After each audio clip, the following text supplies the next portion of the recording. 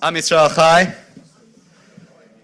At the last meeting, we played a few Mizrahi tunes, so I just thought we'd play us into some Hasidic dance music there. That was Melech Konz ve'Ohavto. And I thought this theme of you shall love your neighbour as yourself is something that I mentioned just after I was elected 18 months ago. And deputies, we're through to the second half of the triennium, and I think that message of loving your neighbour as yourself, whether it's in our organisations, between and amongst ourselves in our community and outside, is really the important fundamental message that we need to continue to take with us. As we enter 2026, I think there are three key missions that we need to be focusing on. The first is a fight for the soul of our nation. The second is the pursuit of peace and security here at home in the UK, in Israel, and of course around the world. And the last of those, after years of having to focus on specifically Jewish resilience, is less oi and more joy. And those will be the three principal themes that we're looking to pursue this year. And just to say a word or two about each of those, clearly in terms of the fight for the soul of our nation, we as a community have had to go through some very, very difficult years indeed, particularly since 7th October, with the devastating and deadly attack at Heaton Park Synagogue in Manchester, but also a number of very serious anti-Semitic incidents in and around that as well. And what we're seeing is the pushback that we are beginning to see some fruits to that, and that's really important. Deputies, in October at the plenary that we held in Manchester, in solidarity with the Heaton Park community, we agreed together a document around the action plan that we wanted to see from government. And you'll have seen in December, the government referenced both that document that we produced with our friends and colleagues at the UJS, JLC, and with input from the CST, as well as the Man Mordaunt Commission on Anti-Semitism, which was a pledge that I made at the beginning of the term as part of what is informing the government's work on anti-Semitism. And you know, over the last 18 months, we've had many occasions where we've had to criticise the government, particularly on issues of foreign policy. But actually, the last week, we've seen some important developments. And I'm just going to quickly run through those. This time last week, actually around this point geographically, the Secretary of State for Communities, Steve Reed, spoke about the really appalling incident where a colleague, Damon Egan, a friend of a number of ours, was banned from going to a school in his own constituency. A really appalling moment, but that has begun a really serious bit of soul searching, and I think it's really important to see ministers leading from the front calling these things out. On Wednesday, we saw the Home Secretary say that she had lost confidence in the Chief Constable, something that we had been saying over the last few weeks. And we've seen on Friday the Chief Constable stepping aside. It was the right decision and an important thing that we see, that where these really bad mistakes are made, that there are consequences for those decisions. And some of you will have seen this morning, writing in the Sunday Telegraph, the Education Secretary has announced that the Department for Education will be rolling out a review of anti-Semitism in schools. You'll see him quoted in that we're going to be supporting the development of that so that we tackle anti-Semitism in schools quite similarly in the way that it's important that we tackle anti-Semitism in the NHS and in other things. The government has recognised that this is an important course, and I hope deputies will get their input so some of the changes that you've seen in schools you are. So the chat that I say, and the reason I say it's a fight for the soul of our nation, is the kind of extremism we saw, the Islamist extremism that was behind the Heaton attack, is not the only form of extremism we as a society face. We see challenges from the far right and from the far left. All of them have the Jewish community in their sights, but not just the community, not just the Jewish community. We know, and it's been said by, among others, the late Chief Rabbi Lord Sachs, are the canary in the coal mine, the early warning system for society. And the threat of extremism disintegrating the importance of the United Kingdom is something that we can't underestimate. It's not our fight alone, it's for all communities, it's for the state, it's for public bodies. But we, I think, have an important role in leading that fight for the soul of our nation. It's something I discussed this week with the designated Archbishop of Canterbury. It's something that I hope we'll work together with her on as she takes on her role in the coming weeks. And it's going to be something that forms an important part of the conversations we're having today. We're really delighted to have with us the Right Honourable Sasad David, the Chair of the Holocaust Memorial Day Trust, and Olivia Marks-Wolf, the Chief Executive of the Holocaust Memorial Day Trust. I'm very proud to be a trustee of the Holocaust Memorial Day Trust alongside my other responsibility. But actually, in this time of division, it's really important we remember the Holocaust, particularly because of seeing the threat where this extremism unchecked can lead. And I'm really grateful to you both for giving up your Sunday and what I know is the busiest time for the Trust to come and speak to us. Also, really importantly, some of the most important and difficult challenges we've had have been on campus, that we have the President of the Union of Students, Louis Danker, who's going to be giving us a State of the Union address. This is particularly hard yards, because it's actually Louis Danker's birthday today. So what better a way to celebrate than with all his friends, the deputies? But I think that's really important. As I mentioned, the second of those key missions is the pursuit of security at home here, Israel and around the world. And I think as we step into this situation of ongoing ceasefire, delicate though it is, and a possible move to phase 2, I think this is something that's going to be really in our minds. Of course, we will rest until the body of Ran Gvili is returned to his family in Israel for burial. And we will not allow anyone to forget that Hamas must be disarmed and prevented from continuing its governance. We want to see the Palestinian Authority reformed so that it can be a true partner of peace and indeed a suitable leader for a possible future Palestinian state. These things are all very, very important. And I want us as deputies and as a community over the coming year to focus on how we try to resolve the very serious challenges. We don't want conflict management anymore. We want conflict resolution. And the little part that the UK Jewish community can play, I think, is very important. So we will be rolling that out.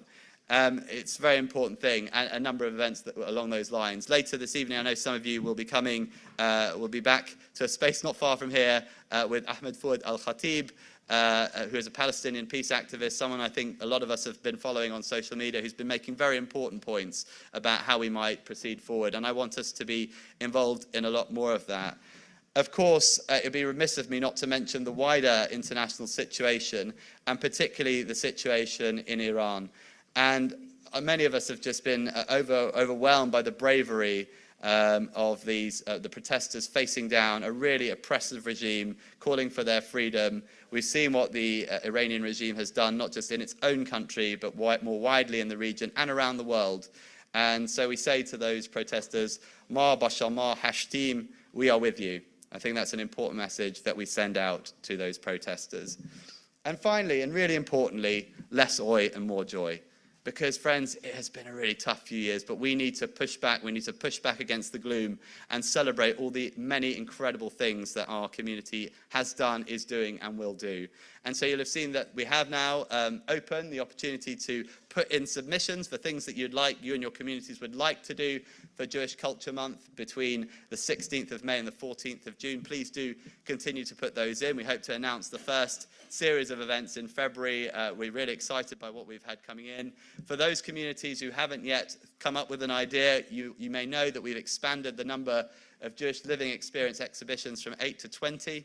So we'd love to get those out around the country. There's an opportunity for people to celebrate and to use that as an opportunity to invite communities in to celebrate everything that we as a community are doing. And that's really important. I will just mention we had a personnel change here. And Andrew is taking some time out, and we agreed not to make a particularly big deal out of this, but I just want to thank Andrew for his service over the last 18 months.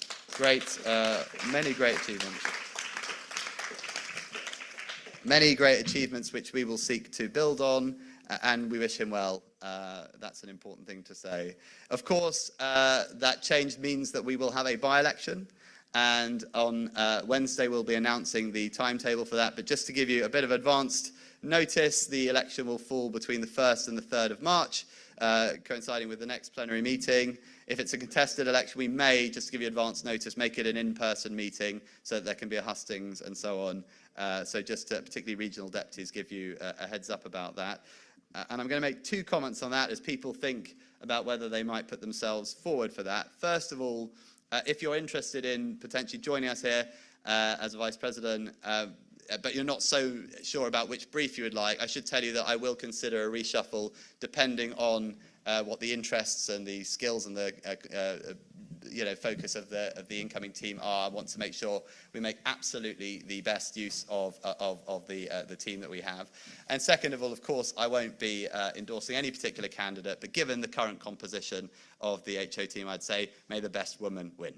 That's something I will say at this point. So thank you. So a few personal announcements. Firstly, some condolences. All of us were devastated at the attack in Bondi Beach, and it all feels very personal. We're all closely connected, as we know. But Rabbi Eli Schlanger, who was killed in that attack, was a first cousin of Josh Aronson, who is here today. And Josh, we wish you and the whole family a Chaim Arukim. We're also sending our condolences to Peter Rappaport, the son of past Deputy Louis Rappaport, who died recently, a real champion in interfaith relations in Manchester and beyond, and we send our condolences. We're sorry Robert Stone can't be with us today. He lost his first cousin just over the last couple of days, so our condolences to all of them.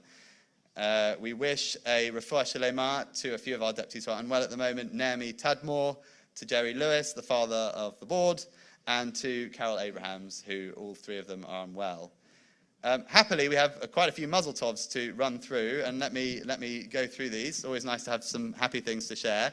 Sheila Gavolb, on your Lifetime Achievement Award at the Jewish Volunteering Network. Really thank you for everything that you do and are doing and have done. The Jewish Volunteering Network, incidentally, has applied to be a member of the Board of Deputies, and there'll be a vote on their membership later alongside the Cambridge Jewish Residents Association coming back to us, which is really great. So keep an eye out for those. I want to wish a Mazal Tov to Harry Lampert from SAMS, the Under-35 Observer, and Joe Crossy, our Public Affairs Officer, who are programming co-chair and Shabbat co-chair, respectively, at Limud, which... Again, another triumph for Limud, thank you. To Mark Levy on the B'nai Mitzvah's children, Joey and Molly. Mazal Tov to Mark and the family. To Deputy Pauline Grant on her son's upcoming marriage. And to proud grandparents Debbie and Lawrence Davidson on their fourth set of twin grandchildren. Fourth set of twins or fourth set of grandchildren? Fourth set of twins. Wow. That is amazing. Well, thank you to you and yours for populating our community, and of course to Deputy Louis Danker on his 23rd birthday today. Mazal tov. And with that, I hand over to Louise to chair the rest of the meeting. Thank you.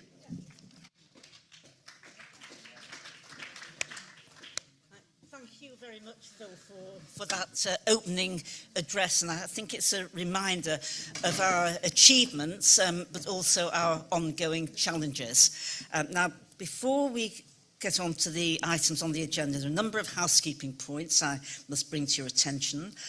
First, fire alarm. If there is a fire alarm, we've all to stay here and we will be evacuated. I'd like to say thank you to the President for sponsoring the Kiddush today to mark your 40th birthday. Thank you very much. Remind everyone, I'm sure you don't need reminding, to be polite and please no slander. The meeting won't be live streamed, but it will be recorded and released in a few days' time. And I do remind you that we do have members of the press on call. Would deputies please, those online, remember to put their name, the correct name on Zoom to identify yourselves. No iPad 3, please. I'd like to encourage anyone here who wishes to speak who is a first-time speaker.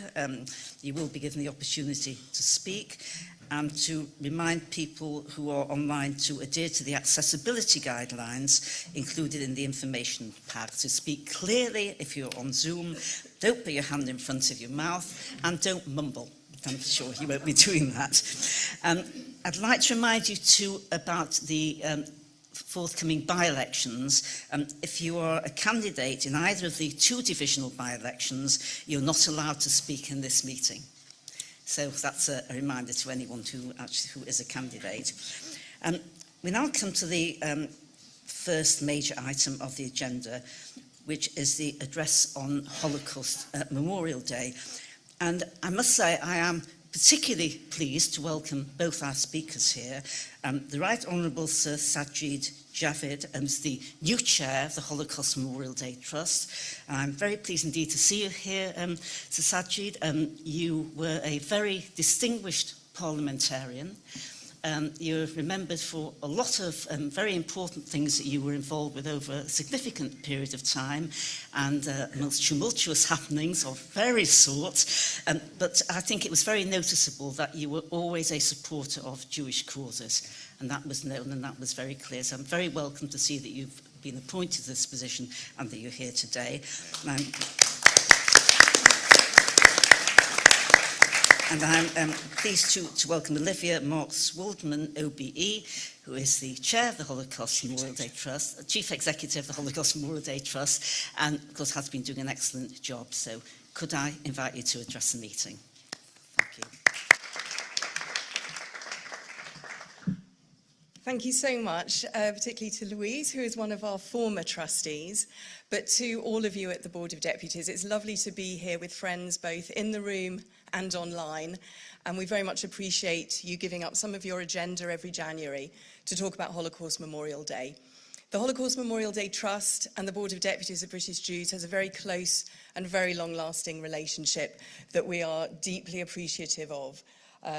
Ever since our inception as the charity that was set up by the government as the national day for everybody in the UK, regardless of faith or age or background, to come together to commemorate the 6 million Jewish men, women and children who were murdered in the Holocaust, and of course to honour the survivors.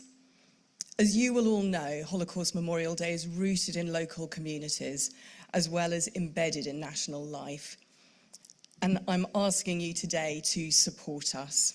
Deputies, you are rooted in your local communities, and I urge you to support the local HMD event, to promote it amongst your networks. I know that many of you are already on local steering groups, developing those events, but please do attend them, promote them, encourage people to go to them.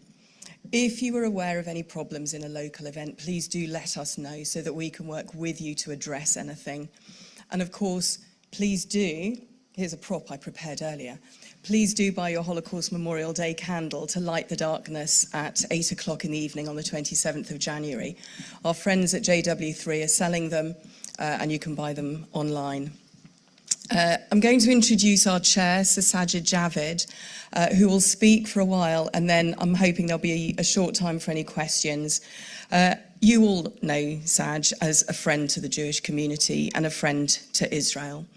As Secretary of State for Housing, Communities and Local Government, he was our main funder and our active supporter. As Home Secretary, he supported our work. As Chancellor of the Exchequer, he supported our work. As Health Secretary, he supported our work. As a backbencher, he supported our work. And now, out of Parliament, I'm proud and delighted to say that he is now the chair of Holocaust Memorial Day Trust. Sir Sajid, would you like to come and speak to the deputies?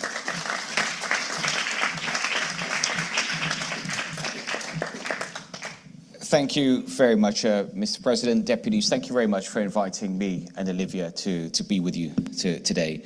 And thank you, Louise, for such a kind introduction as well. It's lovely to see you here as well as some of the other familiar faces as well, including online, noticing some names that I know well. So it's great to be here and to have this opportunity. But as you would have worked out, this is my first January as the chair of the Holocaust Memorial Day Trust. So this will be the first Holocaust Memorial Day that I am chair. And I'm also very conscious of the tradition of inviting HMDT here to meet with deputies at January, just before Holocaust Memorial Day each year. But I want to, if I can, just to start on a bit of a personal note, which is to say that really, fighting anti-Semitism is not an abstract issue for me. It has been something that has been deep within inside me, and I can't really, I can try and tell you why, but it's been there for as long as I can remember. And as you heard a bit of, when I was in government, and especially being a minister, not just in Parliament, being a minister, it gave me an opportunity to do something. When I was culture secretary, it was my first cabinet job. I made it clear, for example, that I would not tolerate any British cultural institution that didn't allow free Jewish expression. And when the Tricycle Theatre, some of you might know that theatre, when it tried to ban the British Jewish film festival from taking place, I called in the head and others and told them I absolutely would not tolerate it. I would cut off their funding. My officials and others told me that you can't do that, but I did it. Actually, there's probably a theme here, because then I was business secretary, and I made it clear I would not tolerate the BDS campaign. In fact, I would go further and try to build stronger business and trade relationships between the UK and Israel. And also in that job, I was also responsible, at that time, that department included universities, and it's great to see members of the UJS here today. I remember going to the UJS, the annual conference, and talking to students at the time, but I also said that we would not tolerate any kind of anti-Semitism on our campuses. When I was communities secretary, I made it clear that the largest pension plan in the UK is the local government pension plan, and it was basically operating its own, call it its own foreign policy with a BDS campaign, and I banned it, and I said that cannot happen. You cannot have a foreign policy. You're a pension plan, and no one had done that, had tried to do that before that. And then also, as Community Secretary, I supported the Holocaust Memorial and Learning Centre beside Parliament, secured £50 million of funding from the Treasury. As Home Secretary, I made the first visit in over 50 years by a UK Cabinet Minister to the Western Wall. I increased funding for Jewish protective causes to the then highest level ever.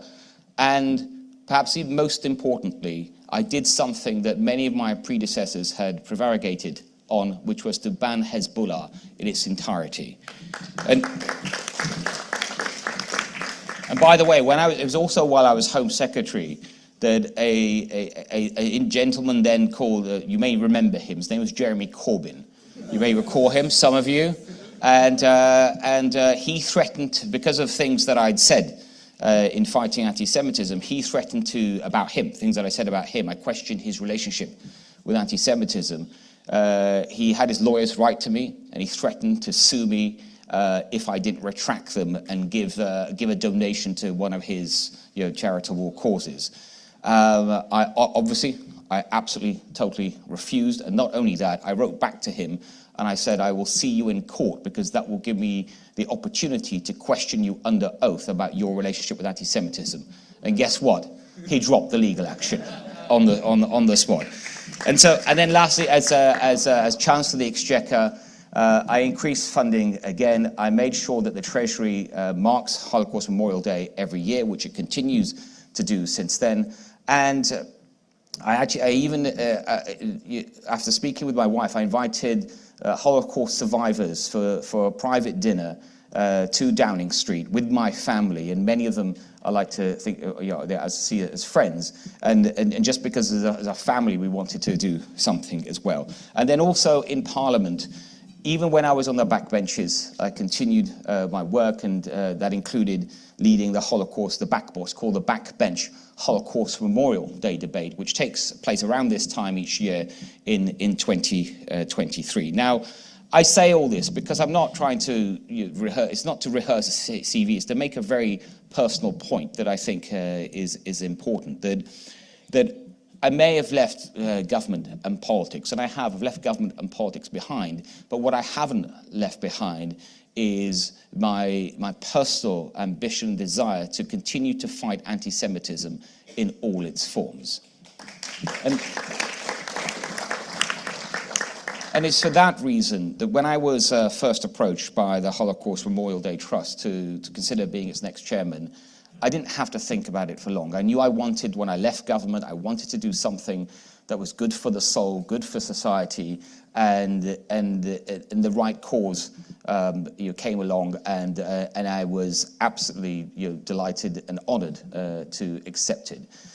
And we can see now, as we all look ahead, and Phil has already mentioned in his remarks, the time I was in government, I hated saying it, but it was true that I felt that almost every year anti-Semitism was rising. But now we stand here, and it's sad to say, I think that for lots of reasons, we can see that anti-Semitism is probably at its highest level, I think, for many people in living memory. And of course, that is deeply worrying, frightening for so many people, but especially, of course, people in the Jewish community. And just in the last year that we've had, since the last Holocaust Memorial Day, we had murder in a synagogue, hate marches continue on our streets. We've had, as we just heard, we had a Jewish football fans banned from the UK because they were Jewish. And as Phil also just mentioned, referred to, this week we learned about a Jewish MP being banned from a school in his own constituency. And as an MP, former MP myself, I can imagine just how that must feel. You're being told you can't visit a school in your own constituency, but the reason being is effectively because he was Jewish. That was the only reason to ban him from that. And so this, I think all of this means that our job together, but especially our job that Olivia and the team have at HMDT is more important than ever. And I think it makes Holocaust Memorial Day more important than ever, because it's not just about remembrance, and of course that is hugely important to never forget the 6 million Jewish men and women that were systematically murdered by Nazis all those years ago, never to forget that. But it's not just about, of course, remembering those that are no longer with us, but perhaps even more importantly, it's about educating the living.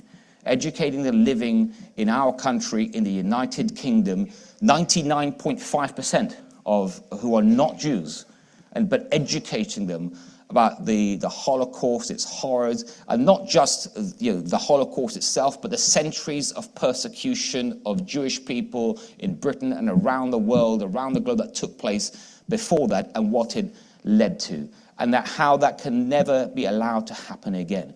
And that is our job. The Holocaust, of course, is absolutely central to our work in terms of remembrance, but in education. And when it comes to education, we also intend to do a lot more. Some of you may have seen, there's an article today in the Times by the chief rabbi, and he was moved rightly to write this article, to publicize it, when we shared this information with him, that the number of schools, secondary schools, in England that mark Holocaust Memorial Day since October 7th has fallen by 60%. Fallen by 60%. And there are lots of reasons for that. It's not, we can't just say generalize and just say it's because every school that is not doing it but used to do it is racist or is anti-Semitic. There are lots of reasons to this. And we have to attack this and deal with this head on and get those schools. And that's one of my personal missions, working with the HMDT and the team, is to get that back up again. First, get it back up to where it was, and then go even further. Because educating young people, educating the next generation, that living generation, is perhaps the most important education that we can provide. And in doing so, we will be working with our partners and colleagues, such HET included in that, of course, a fantastic organization and charity, at the Anne Frank Trust as well, the Wiener Library, and others, working in partnership, and perhaps even trying to work in partnership like never before. Let's get more efficient. Let's not try to cover each other's patch. Let's all work together, because ultimately we have the same cause. And that then brings me back to the board, and my thanks to the board, because you are also one of our most important partners. You're not just supporters. Thankfully, you are our partners, and we look forward to doing even more with the board and its members and its member organizations than ever before, because this is non-negotiable. We have no choice. Anti-Semitism is at a level that we sadly have not seen before, and we must all continue to do all we can, and we look forward to playing our. Thank you very much. Thank you. we've time just for a couple of questions. Is there anybody who hasn't spoken before who wants to ask a question? No? Okay, one. Okay, take Denise there. Would you like to come round the side? And is there anyone online? No. Yes. Paul Hart. Right. So no. Late though. Yeah, so yeah, very take quick.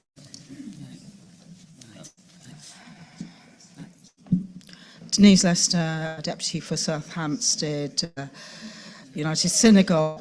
First of all, I want to extend to the President my deep thanks for Sir Sajid Javed being here and Olivia as well. I'm there, and I want to commend you, Sir Sajid, for being such a deep friend and sincere friend and long-standing friend of our community, and to thank you for all of your remarks. It's against that context and the wider context of the concerning headline in the Times that was online last night about the number of schools marking the Holocaust, and against, therefore, by extension, the Holocaust minimisation, well, that I ask you if you have any observations on what I'm about to say, which is suggestions that there needs to be, from government, from the Department of Education, together with cross-party consensus, and also ad-facing non-Jewish members, not to this being Jewish-centric, to put this back and to keep the Holocaust in its wider context involved persecution of other groups. Thank you, Denise. Time. On the agenda. Thank you. Now, I did say there would only be 2 questions. There's one person online, Paul Hart, I'm going to call. That would be it. Okay, Paul Hart. Hi. First of all, I'd just like to make a reminder that 6 million men and women were murdered in the Holocaust. You forgot to add over 1 million children were also murdered during the Holocaust. The National Holocaust Memorial Day was set up originally to recognise the Jewish Holocaust, and I suppose quite rightly it's been expanded to all the Holocausts. My main concern is what will be done to stop Israel being accused of genocide during the National Holocaust Day.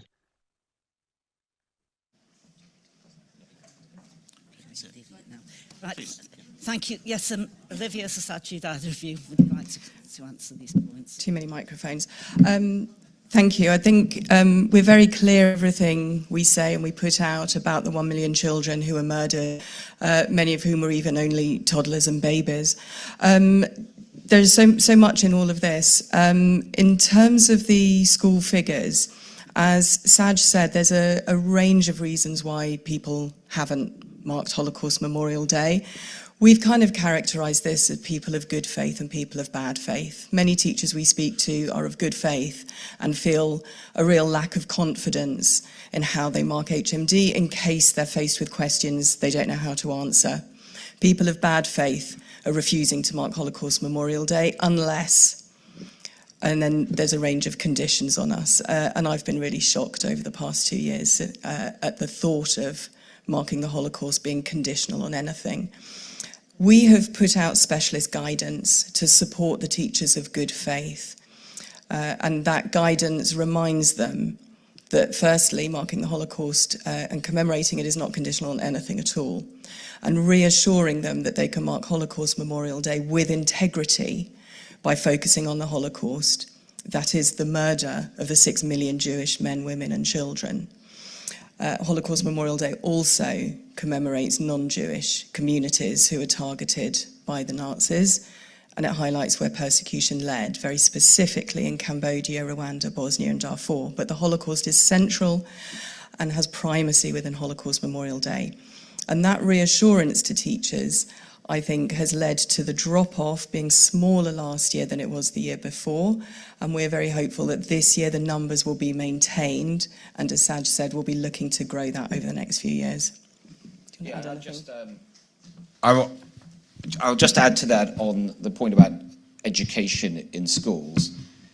The Holocaust education is mandatory in schools, and in fact, the current government have said that they want to look again at that in terms of increasing it, and I think that should be done, very quickly. I don't think there's actually much to think about. I think it should be given more prominence, not because it's not a history lesson. I mean, of course, it's the Holocaust happened many years ago, but it's about the future as well, about the remembrance, and what we were saying earlier about the future. It's about it will directly impact how we live our lives in the future and the kind of society that we become. And in doing that, that's why we will have a big initiative on working with schools, but also, and perhaps members of the board can help with this, is working with our sort of partners and sister institutions, in particular HET and the Anne Frank Trust, because they, like us, are importantly, they're in schools as well. And I think if the three of us can work together, cooperate more, share more information on what schools we're in, which schools we're not, and just have that information together, I think we can all achieve more together. So that kind of partnership is something we very much look forward to.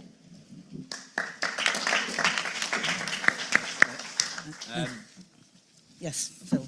Just to say a huge thank you to both of you. I've been privileged to be a trustee of HMDT since I was elected president, and I just see, Olivia, how hard you and the whole team work to deal with these matters in particularly turbulent times with great sensitivity and skill, and I want to thank you, and through you all the team for that. And let's give Olivia a round of applause.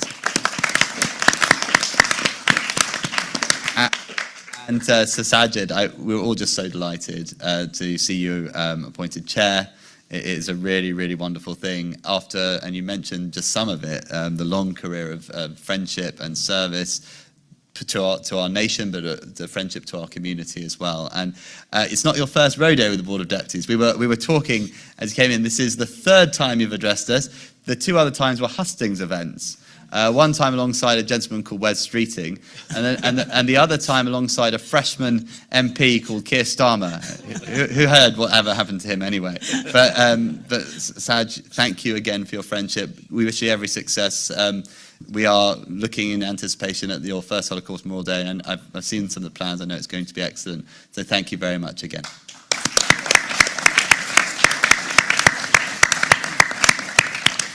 Thank you. Would you approve the minutes of the 30th of November? We've not had any notification otherwise. Agreed? Thank you. And now we come to questions to the President and the Honorary Officers. If you want to ask a question, come to the side. If you haven't asked a question in Board of Deputies meetings before, please would you go to the front of the queue and you'll be called. And I'd encourage anybody who hasn't spoken before and wishes to ask a question, please come up now. Okay, right, let's start. Hello. Yes, thank you. I'm Jeremy Mickelson. I'm Toby Millis, under 35 observer for Bromley Reformed Synagogue. As you may know, Jewish culture is very much something to be celebrated for a lengthened period of time. One of the first questions I asked when I became an observer was, what is the board doing to celebrate Jewish culture outside of the North West London bubble? As someone who is a proud representative of one of the largest Jewish communities in South London, I may say the largest Jewish community in South East London and Kent, to say what is the board doing to work with my community? Thank you. Yes, Sheila. Thank you, Louise. Sheila Gewolb, Cardiff United Synagogue. I'm proud of it. Can I just add a little bit, please, Jeremy? It's not a question, but the Community and Education report, we've had another success in the last few days. We talked about fighting anti-Semitism in schools, and we also have to remember we have Jewish teachers out there who also have to be supported. So there's an organisation that holds an event called Strictly RE every year for all teachers of RE, and this always takes place on a Shabbat, and we've never been able to join. So Anna Silva has engaged with the chair of the organisation, and as from next year, accommodation will be made and funding will be provided so as Jewish teachers can have accommodation and kosher provision and attend this event. And this year it's going to happen on the 31st of January, so she's looking at possibly some support for this year. I just want to tell you that that's happened, and kol hakavod to Anna and the board for this. Thank you. Gerald Fox online.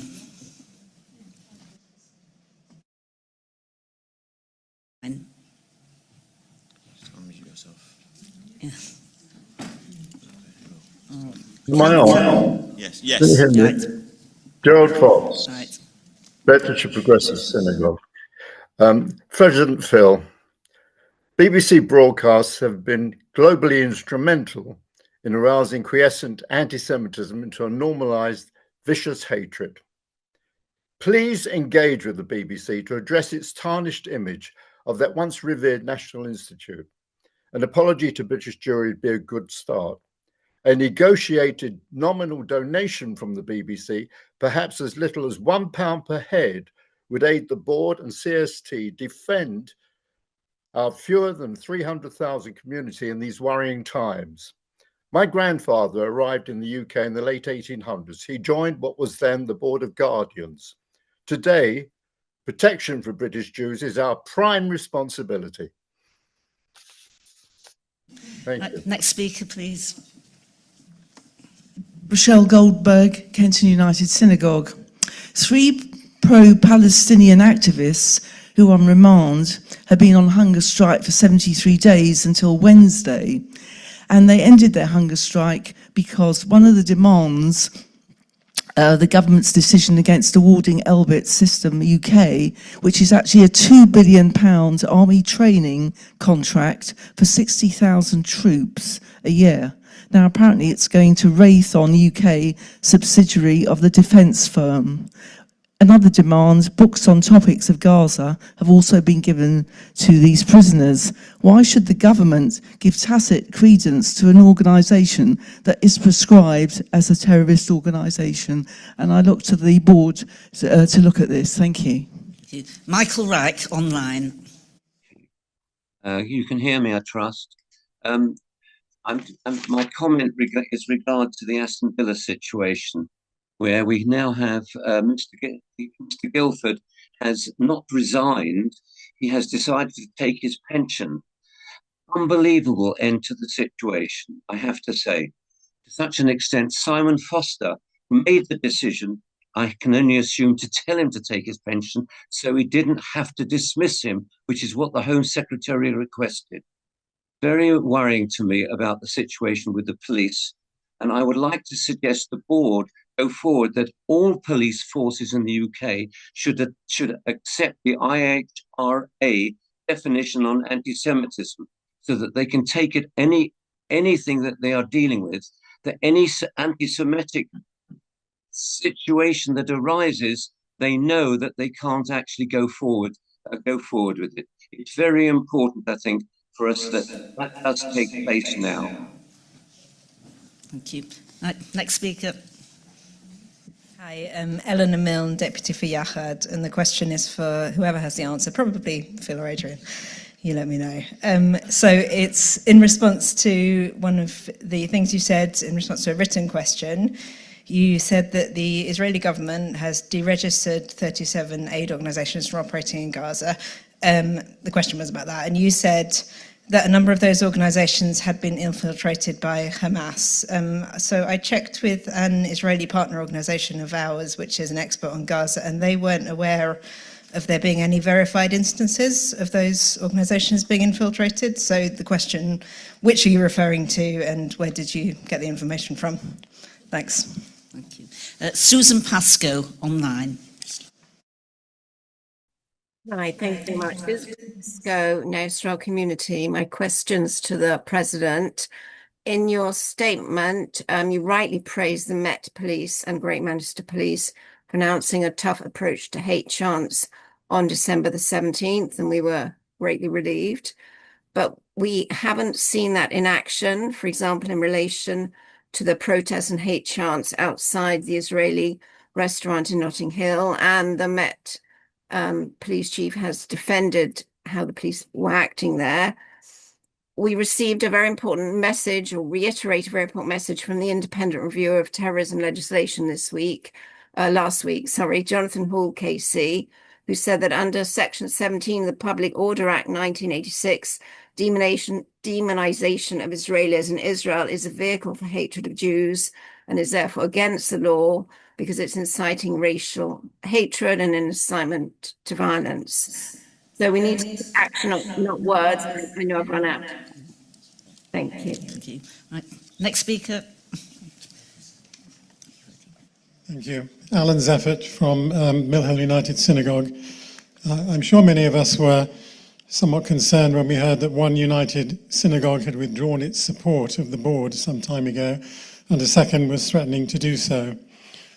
I would understand that the officers do good work in visiting our various synagogues, for which I do thank them.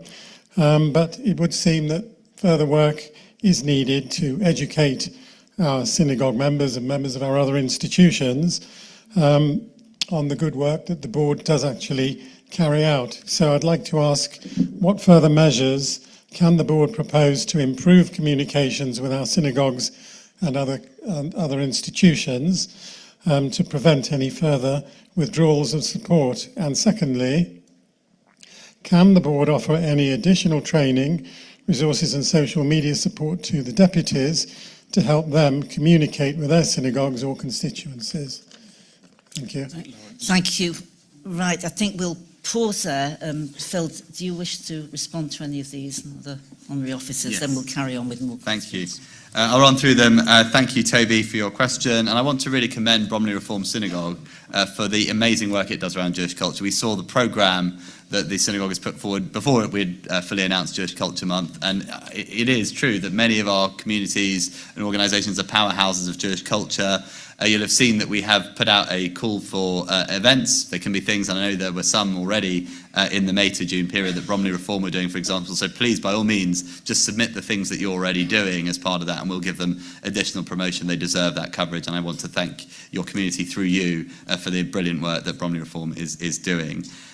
Second of all, Sheila, I think, Jeremy, you'll take Sheila's question. Is that what? But Prynon Da and Diolch for the question.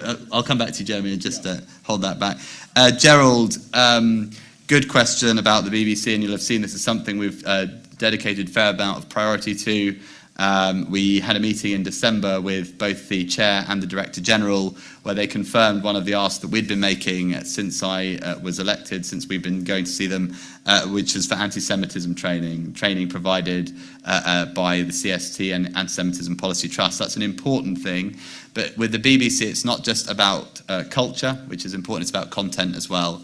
And so we're going to continue to take action. We've devised some more measures to begin to escalate concerns when they come up. And we hope to see more and better from the BBC. It's a long-standing problem, but it's one that we're very, very alive to. So please do keep sharing the challenges that you see, poor coverage, and so we can escalate those where necessary.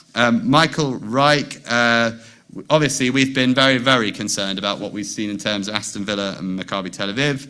We called for Guildford to go, and he has gone. And it was right that he has gone. That's not the end of the story. We'll continue to pursue this. I had a message, indeed, today from West Midlands Police talking about next steps with a sincere apology for how they've handled this. They thought information that had come to the top was verified. It turned out to be bogus. We're going to be talking to them about how we restore that confidence. I should say, and it was mentioned in one of the informal groups, a lot of the Birmingham communities have felt very well supported by the West Midlands Police other than this failure. So it's important to keep that in proportion, but it's right that the Chief Constable has gone and will work with his successors for something more and better. I think it's important that he's gone partly because it sends a message to other Chief Constables around the country as well, and I think that's an important line that we've drawn. Eleanor, you'll be aware that the Israeli government has repeatedly and sometimes publicly evidenced, sometimes more privately, the infiltration of terrorist operatives, particularly with UNRWA. And we've seen from some of the hostages that have been released that they were aware of people from UNRWA that they were either in captivity with or around. It's something that the NGOs have to take a much, much closer look at themselves about who is coming in. I know that they won't always work it out, but if it's ever found out that people are from Hamas or Islamic Jihad, getting them out there, that's really, really important. I said in my answer as well that it's important that the Israeli government is prepared to hear criticisms. The NGO's purpose is to make democracy better, and we want to see that as well. But we need to see really on all sides here a better shape of that, so that aid gets to the people who need it, but terrorist organisations have no quarter in that space. We also want to see, I must say, the improvement of some of the textbooks that some of those NGOs have used. That's important as well. To Susan. So it's really important that the Met Police, and we thank them, and the Greater Manchester Police for this, have now started saying globalise the Intifada should be actioned, and we know there have been a number of arrests subsequently to that. Something we called for, something that should have been recognised earlier, but it's important that it is recognised now. I think all of us have been really distressed by the protests outside an Israeli restaurant, and I myself tweeted this week John Hall's comments about how this in itself was discriminatory and shouldn't be allowed. I was pleased to see a former Metropolitan Chief Commissioner, Lord Hogan Howe, reference these things in the Lords this week. That's important, and it's something we will be taking up with the Met Police, as you say, action, not words. And Alan, of course, we need to continue to roll out our work to support deputies and communities. I've been involved in a very busy schedule of visits. I'm hoping to come to Mill Hill United, your community, not the too distant future. But a few points I would make. First of all, we have currently a consultation for deputies about how the community briefing might be optimised, how we might improve ways of getting information to your communities. That's something really important. We're hoping to update more regularly the rolling brief of information, probably on a quarterly basis, so that you can take that to your communities. We're very interested in the idea of providing training. It's something we'll look to do so that deputies can feel more confident to express these things either in writing or in person. We do so much important and good work, and it's important that we make it easy for you to make the case in our communities. That's really, I think there's been a lot of improvement. We've got more and more deputies joining. It's really a wonderful thing to see more and more organisations joining, but we're not resting on our laurels, and we'll continue to do that. So thank you for raising that, Alan. Thank you. Jeremy. Thank you. Is this working? Can you all hear me okay? Yeah. First of all, to continue answering Toby's excellent point, only a few days ago, Liat Rosenthal was in Manchester, where she had a number of important meetings. I was with her at the Manchester Jewish Museum. She also went to Manchester Museum and a number of other places. And hopefully, we're going to have a number of events for Jewish Culture Month taking place in Manchester. And she's, I know, for example, that Milim in Leeds, run by Alan Benstock, is also planning an event. In other words, we hope it will be throughout the country. It's important South London isn't forgotten. It's also important the rest of the country isn't forgotten. And the big organisations are saying, even if we can't do 2026, we're already thinking in terms of 2027. So Liat is already building in what's going to happen next year as well. To comment on Sheila's point, yeah, it's great that the Strictly RE conference, which is run by the National Association of Teachers in Religious Education, has listened to Anna. I think it's still going to be on Shabbat this year. I think it's going to be next year where they're moving it away from Shabbat, and that's very, very important that that Jewish teachers of all descriptions, of all persuasions in terms of religious observance are able to attend. So that's really good. Hello, I just wanted to add something to Sheila's work. Sheila has had a big push or encouragement for BODs to be SACRA reps. And if you haven't, this is a real opportunity for you to share, celebrate good practice, and also raise concerns. I've seen both. And just for the benefit of everybody, on your SACRA rep, it isn't just, you've got members of a variety of faiths, you've got your local councillors, possibly MPs, you have a voice. And it's really good, so you can raise concerns, and that's important, and there's plenty of support. So it might be that somebody's coming out with misinformation. For example, I've been in that situation where quotes just are not correct, and you have a voice and a way to put those right. Other things I want to just raise is that some, in spite of everything, cultural sensitivities, in particular dates. So, for example, I was aware with another institution we had EDI training on Yom Kippur. So again, basic school, they need to know the dates when there's Jewish festivals, and the same with Muslim festivals, etc. So that parents' evenings, basic things are happening. But a big thank you, Sheila and Anna. Lauren Jacobson online.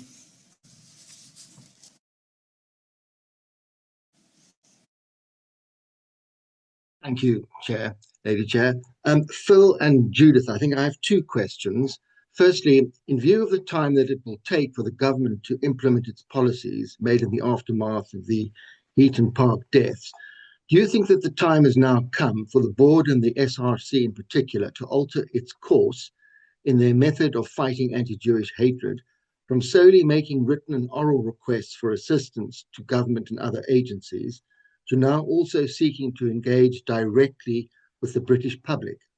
And secondly, if in response you simply suggest that the board will continue to fight in conjunction with its partners, then are we not, in fact, placing limits on our obligation to fight anti-Semitism under the Constitution by only making written and oral requests to the government and other agencies, and thereby leaving the vulnerable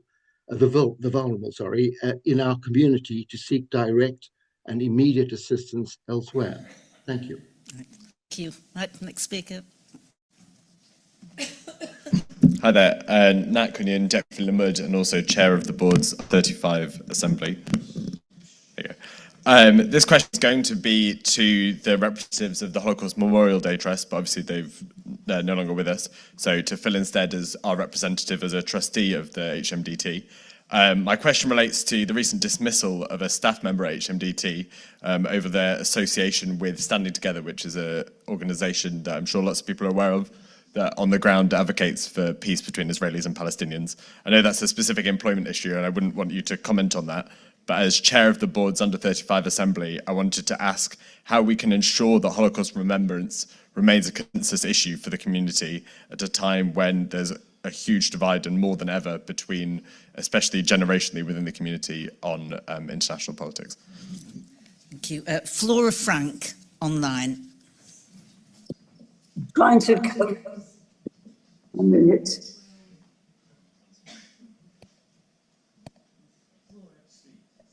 Flora, you're online. No, speak, yes, Flora. Yes, ready, Flora. Okay. Oh, thank you. Thank you.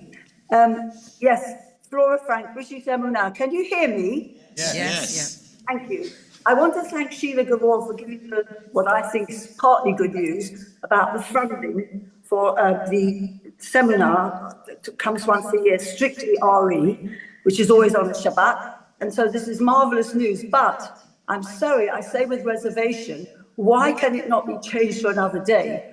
I participate in the London Marathon. I've done 50 marathons, Baruch Hashem, and they never have it on a Shabbat. They never have it on a holiday or a Yom Tov. So I imagine that an organization like this that doesn't have 40,000 participants can easily change the date from a Shabbat, because it includes a lot of teachers that I know that would not be able to come on a Shabbat, notwithstanding the marvelous gesture that they're going to give funding or whatever else and provision and that. So I would ask, please, if it could go a step further. Thank you. Thank you. Right, next speaker. Hello, Zach Bates-Fisher, Movement for Progressive Judaism. I had the honour a couple of days ago of meeting some representatives from the Australasian Union of Jewish Students, and I'm sure that UJS met them as well earlier in the week. It was really fantastic to talk about their experiences of living in Australia in the last couple of months, especially since the Bondi attacks. I wanted to ask what the board is doing and what the Jewish community here in general is doing to engage with the Australian community and support them after the horrific attack that they endured. Thank you. Lawrence Julius online. Hello. Yes. Lawrence Julius Harif. The Met have upped their game, particularly after protecting synagogues, particularly after Manchester and Bondi, but there seems to be a kind of beginning to relax.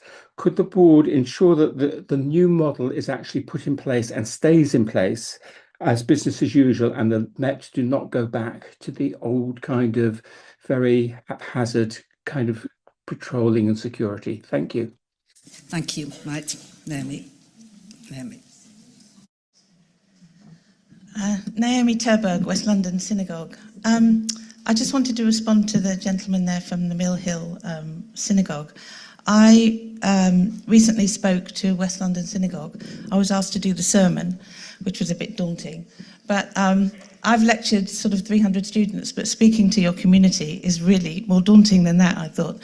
And I spoke about the work of the Communities and Education Division and the Education Working Group. And I also spoke about the Commission for Racial Equality and Inclusivity that was sanctioned by the Board of Deputies in 2021. And recently we had a conference, Pages and the Board of Deputies, looking at the diversity in the Jewish community and how we can educate our young children that the community is more than Ashkenazi Jews, and look at the diversity right across the community. And I would be very happy to support anyone who would like to talk to their community about that, just to structure something. I mean, I had 10 minutes, and when I first talked to myself about it, it was about 25 minutes. Trying to minimise down what you're going to say is really difficult, but I'm here to help. Okay, thank you. And finally, David Benson, online. David Benson.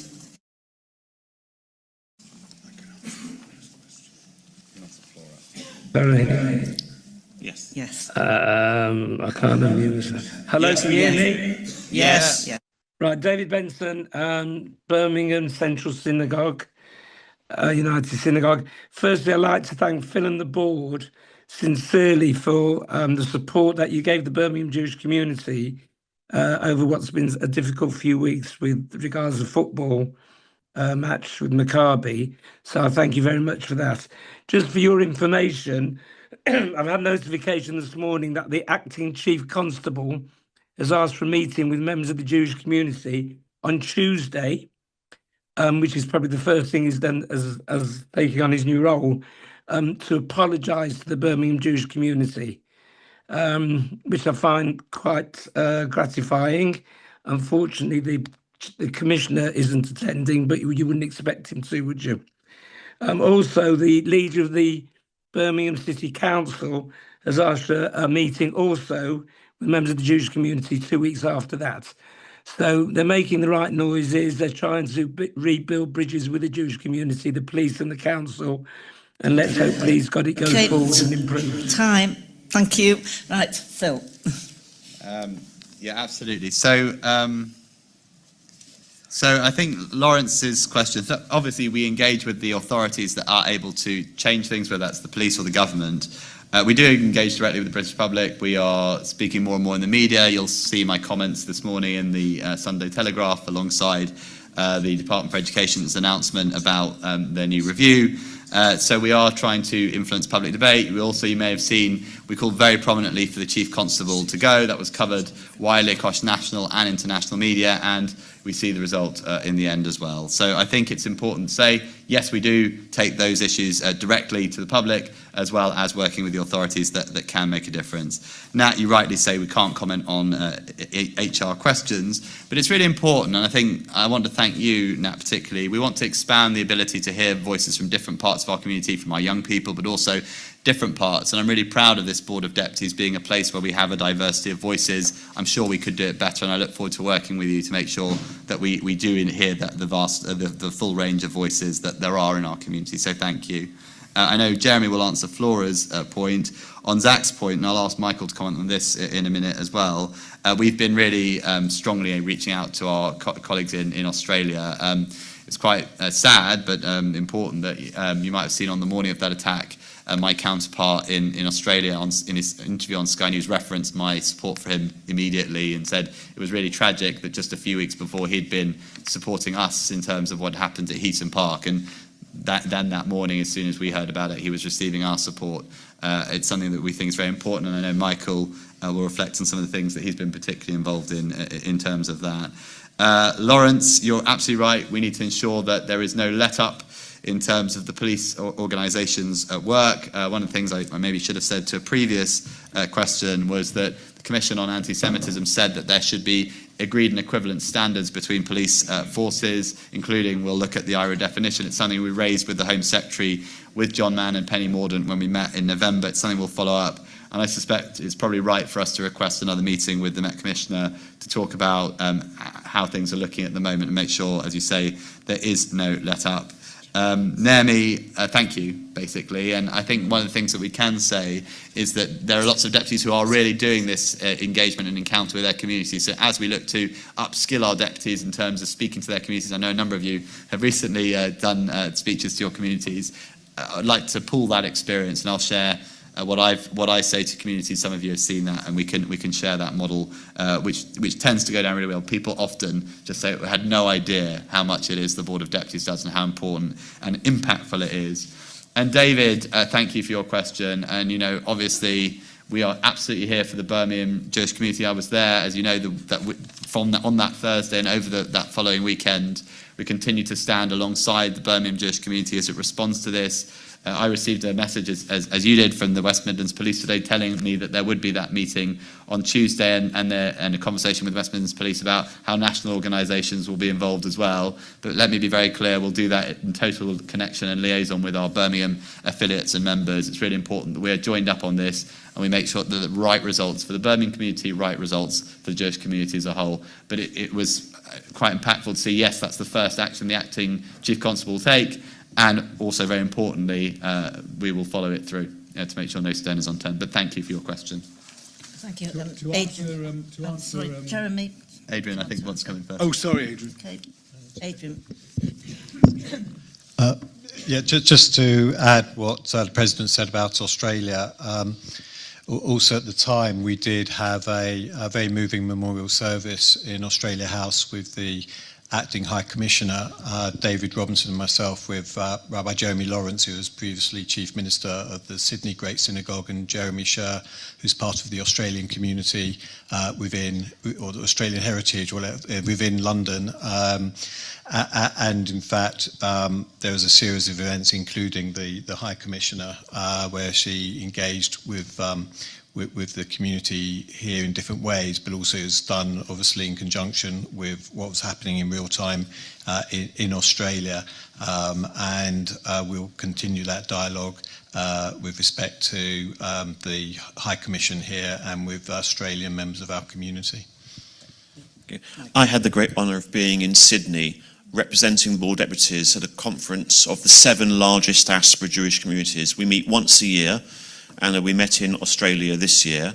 And of course I met all the people who were interviewed on the news. I was actually in the Chabad synagogue the Shabbat before, and I met the young rabbi who was tragically murdered. We've been in very close contact with the Australian Jewish leadership ever since that event. And we always are swapping information about our relationship with our respective governments, the commissions, the inquiries. It's a really connected network of these 7 communities, but especially at the moment with the Australians. They are a remarkably resilient community, and I'm sure they will do everything in their power to overcome this and to reset the very important status and relationships that they have in that country. Thank you. Right, Jeremy. Thank you. Just to answer Flora's point, I mean, I fully, about the Strictly RE conference, I fully understand your frustration, but the conference is actually going to take place in 2 weeks' time, and I suppose they will have had speakers booked and everything else, and so it's just, we've lost it for this year, but we're going to get it for future years. Right, thank you very much, Jeremy.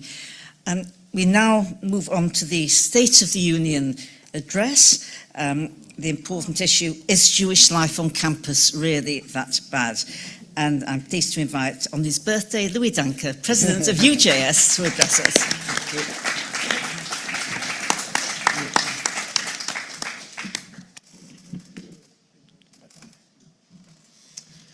Good afternoon, everyone. It's a pleasure to speak to you all today. What a way to spend a 23rd birthday. My name is Louis Danker, and I'm the president of the Union of Jewish Students. And these days, I spend my working life in receipt of sympathy. It must be so bad to be a Jewish student on campus at the moment. Your job must be so hard this year. Don't you ever feel like Jewish life on campus, it's just a no-go zone for Jews? Aren't Jewish students just considering leaving Britain? It's well-meaning, I know, and don't get me wrong, I am grateful for the care our community shows towards its young people. I'm not going to stand here today and pull the wool over your eyes. The challenges on campus are many. But I want to ask you all to try out a new way of thinking about and talking about Jewish life on campus. One that focuses not only on the many difficulties we face, but on the incredible work that we are doing to respond. Jewish students are engaging in UJS's work in higher numbers than ever before, with more pride than ever before, and with more resilience than ever before. It's time to bring an end to 2 years of Jewish life on campus being defined by the hate that we face. My mission as UJS president is to empower Jewish students to regain our agency and to write our own Jewish student story. So, let's start with the numbers. 2,500 freshers welcomed into the UJS fold. Thousands more at UJS-funded Friday night dinners. 1,500 attending our October 7th memorial services. 250 at our annual conference, with 5 different cross-communal prayer spaces and dozens of new policies passed. Nearly 2,000 voting in our recent presidential election. 1,200 tickets sold out in 21 minutes for our annual club night, Booze for Jews. Engagement has simply never been higher. But behind the data is a story of 2 years of profound emotion. To be Jewish these past years is to feel our identity more deeply than ever. Mourning, memory, connection, responsibility, defiance, and joy. To be a Jewish Students' Union is to challenge all of these emotions into building a bigger and better and bolder Jewish campus life. We refuse to let hostility cow us into insularity. We fight anti-Semitism with Jewish pride, Jewish values, and Jewish openness. Our interfaith work with everyone from students to secretaries of state comes at a crucial moment for community cohesion in Britain. Our social action mission has never been more important, spearheaded by our new Refugee Ambassador program. Jewish students advocating for the rights of those fleeing persecution, only to be villainized upon arrival to this country. Our period poverty campaign is one of a suite of measures to support students through rising cost of living and combat gendered inequalities in society. Next month, we are launching Jewish Experience Week, or JEW, to bring hundreds of non-Jewish students into Jewish spaces. From Friday night dinners and public havdalahs to Tu B'Shvat fruit tasting, we will reclaim the campus discourse about Jewish people. We are more than a political football. We have a proud, rich culture and history to share. Our energy that we pour into campus life is matched by our relentless advocacy, fighting for Jewish students' voices at the very highest levels. We have had robust conversations with vice-chancellors and leaders of almost 100 institutions in just 6 months. My team and I have worked with cabinet ministers and senior officials to generate real policy change, from freedom of speech to public order legislation. We take our Jewish Society presidents into the Houses of Parliament regularly to meet with their local MPs and collaborate on campaigns to press for change on campus. Our Stand Against Terror campaign, launched in the Times, exposed horrendous glorification of Hamas and Hezbollah on campus. Off the back of it, the Prime Minister called out anti-Semitic lecturers and hostile campus protests. The Office for Students and the Secretary of State for Education instructed every Vice-Chancellor to work harder to meet their legal obligation to protect Jewish students and staff from harassment. Many universities have cut ties with extreme student groups, cancelled or rearranged problematic events, and taken disciplinary action on the worst perpetrators. Dozens of universities are now embarking on our anti-Semitism awareness training programme, now backed by a £1 million government contract. After the Heaton Park attack, the UJS team reached 20 campuses in a single weekend. We are there for our students when it gets tough. We support them with a shoulder to cry on, and by forging a path to a better life on campus. We believe that it's finally time for change, so watch this space as our campaigning continues at pace this term. Campus discourse on Israel is deeply polarized.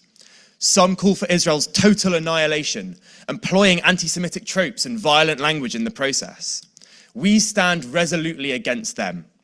And we see it as our role to create a better conversation on Israel within our own community, rejecting the division sowed by those who heckle leading rabbis from stage. At UJS, we are proud to hold a broad tent, a sacred space where our students feel comfortable to disagree. The wider student community has failed to create safe spaces. The wider Jewish community is tussling with how best to hold the breadth of views. I believe Jewish students can model to both communities how to build a more productive discussion. Our new initiative, the Gesher Project, will build bridges by facilitating dialogue across difference within the UJS community. We want to show that you can hold multiple truths at once. Our recent conference passed policy committing us to celebrate Israeli culture and civil society, and it unanimously rejected the demonization fueled by the BDS movement on campus and in society. But Jewish students also signaled their horror at extremist settler violence against Palestinians in the West Bank and the racism and homophobia of members of Netanyahu's coalition. In an election year in Israel, UJS will play a significant role in creating space for debate, where Jewish students of all political persuasions can safely explore their views. The future of British Jewry will be shaped by the campus leaders of today. They are already a model to the rest of our community through our constructive dialogue and bridge building and our storytelling of Jewish pride and resilience. The UJS Leadership Fellowship is our flagship leadership development program. It is more competitive than ever, and our high-quality cohort truly gives me hope for our community's future. I want our student leaders to play our part in building a better society in Britain, calling out Islamist extremism, far-left anti-Semitism, and the rise of the far right, including the vitriolic politics of Tommy Robinson and his ilk. Jewish students were leading campaigners against Corbyn-era anti-Semitism. Jewish students recently stood firm in criticising Nigel Farage's historic anti-Semitism and racism, and his party's inability to unequivocally condemn and apologise. Through UJS, our students are empowered to lead confident Jewish lives on campus and beyond, standing up for our values and reclaiming Jewish joy in the process. I'd like to close by thanking the Board of Deputies and all of you in this room for the support you provide us. It is a special feature of our community that young people have their voice heard in forums like this one, and I certainly don't take for granted that UJS have more deputies than any other organisation. Phil, Michael and the rest of the team, thank you for all you do to support Jewish students and UJS. So what can you all do to help? Well, in our mission to combat anti-Semitism on campus through Jewish resilience and pride, we're always grateful for the community's financial support. But there's something else you can do too. Amplify our voices. Jewish life on campus can be very challenging, but it is also the hidden gem of our community. And I want to tell the world that Jewish students are more engaged and more defiant than ever before. I really am grateful for the care and the sympathy, but the next time you're sat around your Shabbos table, rather than musing on the latest headline-grabbing anti-Semite, tell one of our stories of Jewish student pride. I think it's the best possible way we can fight back.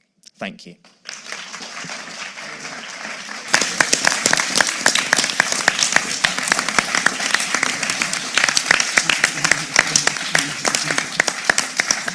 Thank you very much for that address, Louis. Now, I heard you give an address on this topic at a very Pat Limud meeting, and I thought you were excellent then in putting over the pain, but also the diversity of experience and the strength of students, and I think you've done it again here, so thank you very much. We've got a short time for questions. Now, there have been some people who were trying to get in before and didn't. If there's a lady who's sitting down there, I'm sorry, I don't know, has she gone?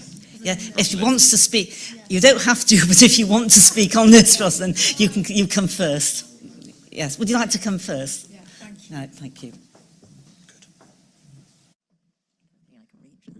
Rosalind Lewis, Kingston Surbiton District Synagogue.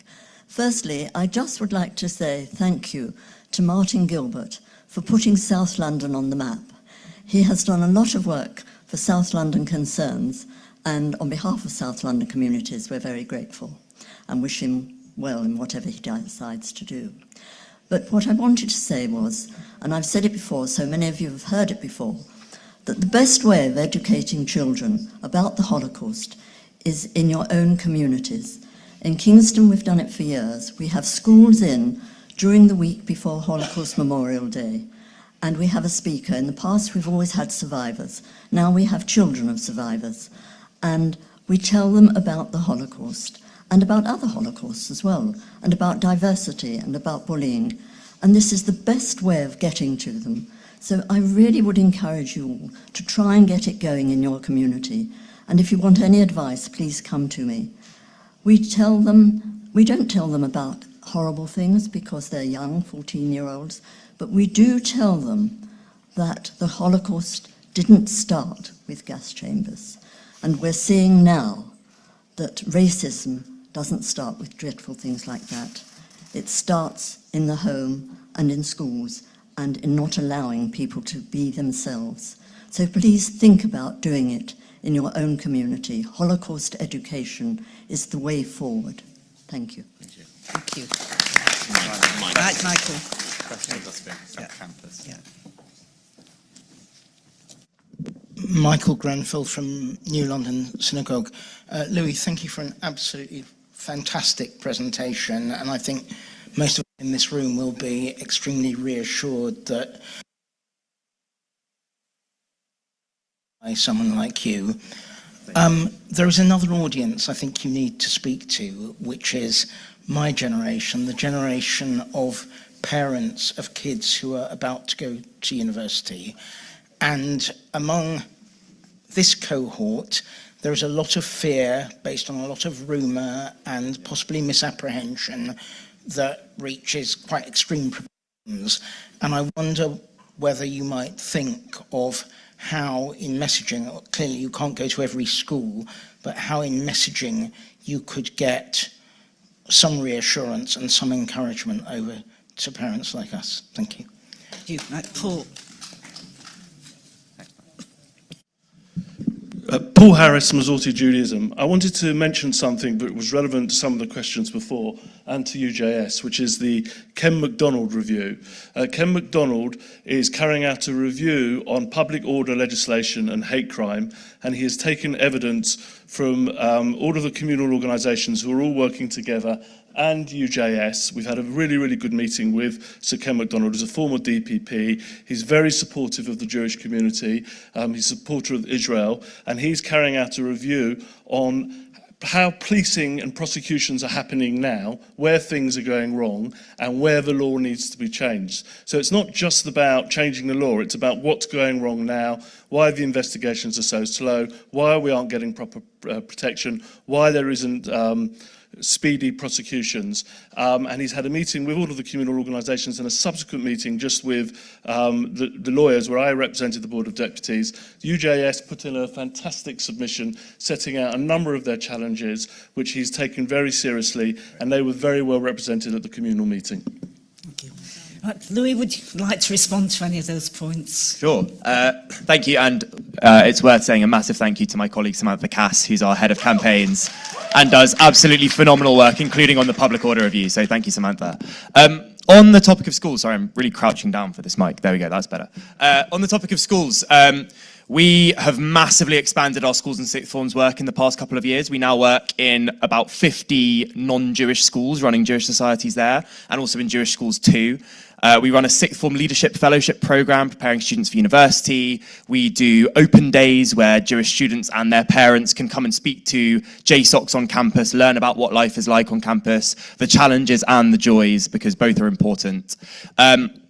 We also take sixth formers to campus. I think next Sunday we are taking a group of sixth formers completely for free to Birmingham, Bristol and Warwick. So if any of you know some sixth formers who are interested in learning a bit about where to go to uni, then they are more than welcome. Everywhere I go, I share this message of Jewish pride, Jewish resilience. I firmly believe there are no no-go zones for Jewish students. And if we decide that there are no-go zones for Jewish students, they will become no-go zones for Jewish students. So my message to all Jewish sixth formers, whenever I see them and to their parents, is clear. They should make decisions on where to go to university based on what they want to study and where they want to study it. And if there are problems, they have organisations like UJS by their side fighting for them. So there you go. Thank you very much, Louis, for your address and the ongoing work that you do. Thank you very much. We're now going to have a break. Sorry. Phil, sorry. Just wanted to say, Louis, thank you. You are an outstanding leader of our community.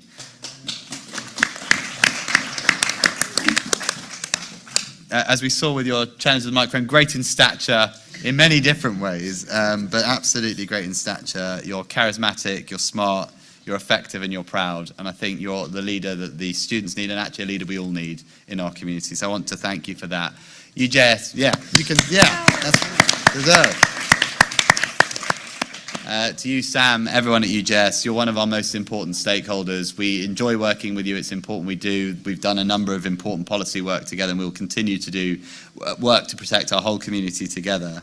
You mentioned Jewish Experience Week. I don't think it's really much of a secret that Jewish Culture Month is entirely ripped off for the brilliant work, the trailblazing work that students have done already. So we are learning all the time from UJS, and I want to thank you for that.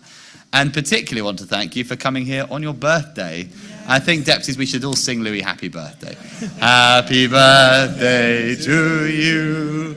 Happy birthday to you. Happy birthday, dear Louis. Happy birthday to you.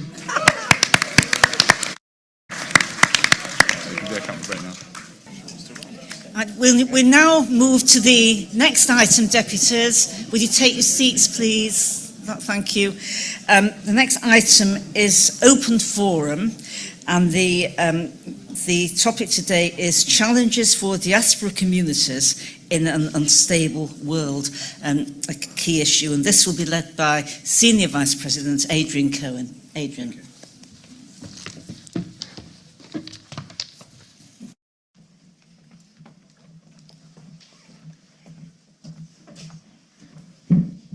Thank you very much, Louise. For those who watch the news, you'll be aware there's some issues around Greenland at the present time. We have a president of the United States who, by his own admission, approaches things in a rather unorthodox manner.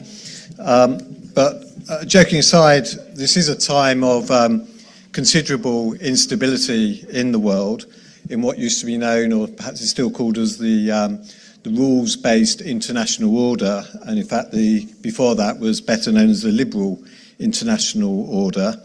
And we thought that it might be an opportune moment to zone out a little bit and to look at the world as a whole, not losing the focus on Israel. Israel is very much part of it, but nevertheless to broaden it really, to consider what this really means for both ourselves and for other diaspora communities as well. And so I prepared some remarks which I'm going to give, and then open it up for further observations and contributions that others may want to make. Just at the outset, I just want to say that I'm not Louis' age. I'm a little bit older. I mean, I was involved in UJS back in the 1980s, but for much of my career, sorry, I'm still young. In fact, well, I went to my very first UJS meeting in 1978. If you really, when the president of UJS was someone called Roel Gen, if that name is familiar with anyone. During my lifetime, much of it's been as a jobbing lawyer, and I've been very much practicing in and a beneficiary of the rules-based international order, working with and for international institutions. And I've also spent quite a long time as a trustee of human rights charity as well. So this is something that is very dear to me, but I also know that these issues are quite challenging to us as members of the community, and we often feel under siege. But I want my comments to be taken in that context. So I'm going to start by saying that the modern rules-based international order largely came out of the catastrophe of the Second World War. Those origins predate that. And it partially was in recognition of the horrors of the Holocaust. So it's quite, in a way, it's quite timely that we're having this discussion now. And it was a recognition it wasn't just the German state and the Nazi party that were responsible for what happened, but there was also a failure of the international system itself, a failure of unchecked sovereignty, of minorities without protection, and a law without universality. And institutions were created after the Second World War, which were meant to ensure that such a catastrophe, such a crime, couldn't occur again, and that while today these institutions themselves are under strain, and nowhere more so is the strain visible in the treatment of Israel and Jewish communities around the world. And that's a sort of paradox, really, that's at the heart of this. The Holocaust fundamentally reshaped international law, and there were two very important pieces of international law: Universal Declaration of Human Rights and the Convention and the Genocide Convention in response to what happened. And they reflected hard-learned lessons that sovereignty could not be absolute, that intent mattered, not only outcome, and that minorities required international guarantees. Above all, that law had to be universal, or it would fail when it was most needed. For Jewish communities, these norms were not abstract ideals. They were existential safeguards meant to ensure that Jews would never again depend solely on the goodwill of states or the balance of power. Israel likewise emerged from the same historical moment. It was a refuge for survivors, an expression of Jewish self-determination within the new international order, and of course was gained recognition by the General Assembly of the United Nations. From the outset, Israel accepted that the order's premises, participation in multilateral institutions, engagement with international law, and accountability in principle. But Israel has become the essential test case for this order. As a small democratic state engaged in a prolonged asymmetric conflict, Israel has been subject to an extraordinary degree of institutional focus, far beyond that that's been applied to any other state or conflict. Within United Nations bodies, Israel is the only country with a permanent, dedicated agenda item 7 of the United Nations Human Rights Council, and it's a subject of far more resolutions than any other state. And this is not simply a criticism, it's a recognized structural exceptionalism. And that matters because the post-Holocaust order was built on non-selectivity. When universality erodes, legitimacy erodes with it. These dynamics do not remain confined to diplomatic chambers. They spill over and they impact upon us, on our diaspora communities, as we've seen with the direct impact on our communities since October 7th. International condemnation of Israel is often repurposed as a moral stigma against Jews. Anti-Semitic narratives increasingly adopt the language of human rights and international law. Jewish communities are treated not as protected minorities, but we are seen as symbolic extensions of a state.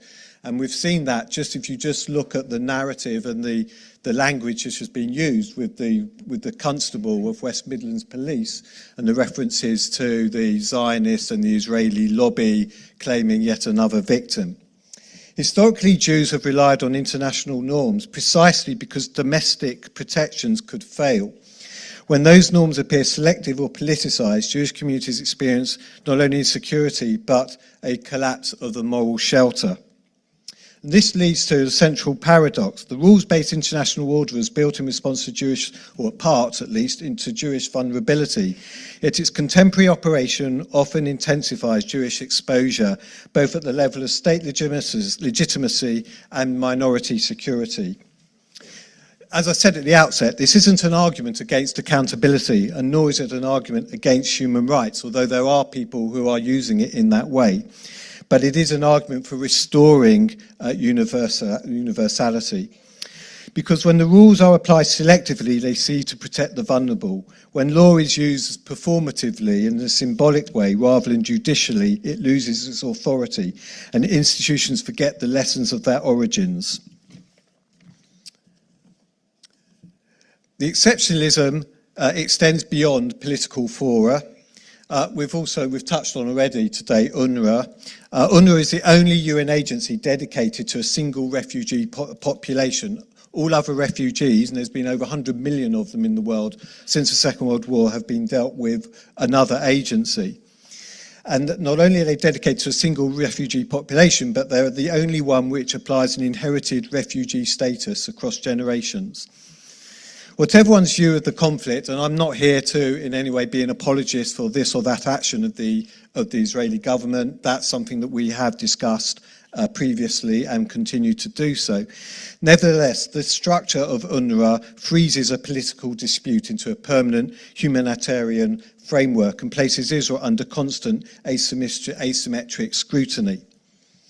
The similar points can be made with respect to the International Court of Justice, where advisory opinions increasingly allow political bodies to convert contested disputes into quasi-legal judgments without full adversarial safeguards.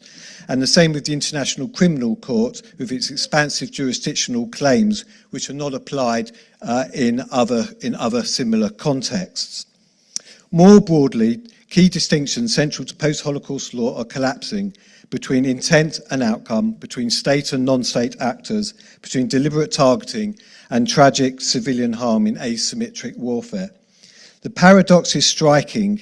Legal instruments created in response to genocide are now widely perceived, rightly or wrongly, as mechanisms for delegitimizing the Jewish state. Above all,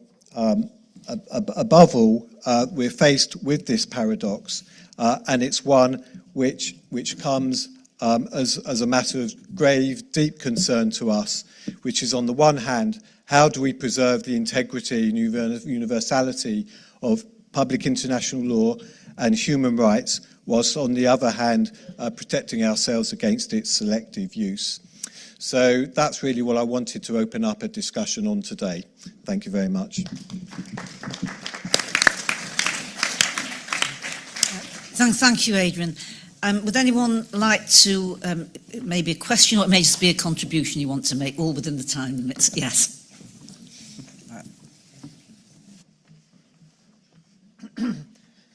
David Pearl, Ark Synagogue Northwood.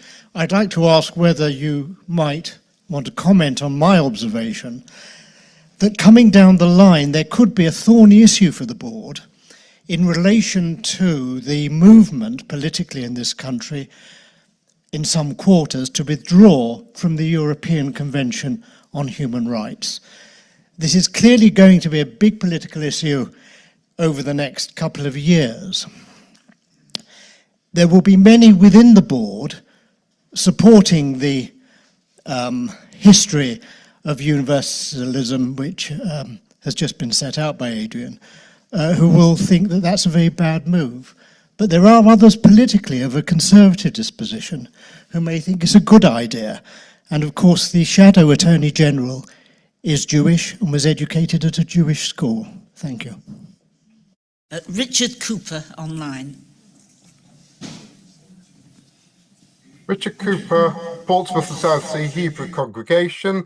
Thank you, Adrian, for a good speech. I would agree that the biggest challenge facing us today is the pressure from all sides and all parties on us in the diaspora to try and drive a wedge between us and the state of Israel, brought into sharp focus by the tough right-wing government and the necessary actions that it's taken in Gaza over the past 3 years. The way I look at it is that, drawing on my philosophical background, I universalist when it comes to general life and politics, but particularist when it comes to Israel, bearing in mind that Israel, as they say, is in a tough neighborhood. And that's the way that I square the circle. Okay, right. Thank you. Next speaker. Hi, Ido Ben-Shaul, Reform Judaism. It's more of a comment than a question, but my understanding of international law from a very lay person perspective is that it's basically just a collection of treaties And a bunch of countries may or may not sign these treaties, and if they do sign these treaties and incorporate them into their legal systems, they become obliging. That's what I believe you call universalism and so on. Now, I see around me when I read the news that both in the States and in Israel, there is a movement towards basically disregard of that. But at the same time, I don't see any explanation to the people at large that these are just a collection of treaties, and it's the importance of a treaty as a treaty maybe is more important than calling it international law, which is a vague concept. Hope I make sense, but thank you. Oh, thank you. Now I can see in the mind of people waiting, there are people here who tried to speak before but didn't get in. Ruth, I think you won. Amanda, I think you won, and I think you haven't spoken before, have you? So would you like to come first? Yes. Priority to people who haven't spoken today. Thanks, Louise. Amanda Bowman, Hampstead Synagogue. Adrian, thank you for the opportunity to have this open forum today, and thank you, Phil, for putting it on the agenda. I think it's really important because the international division needs to look at things that are wider than Israel. And so I've thought of 6 areas where things affect diaspora communities, but also affect British Jews in different ways. The first is around weak protection in fragile democracies, where anti-Semitism rises because institutions are inconsistent or politicized. And we see that physical violence right now is limited, but trust in policing and prosecution varies sharply by region. The second is state pressure and legal constraint, where Jewish life is constrained by law, regulation, or informal hostility. And that means people can't speak freely.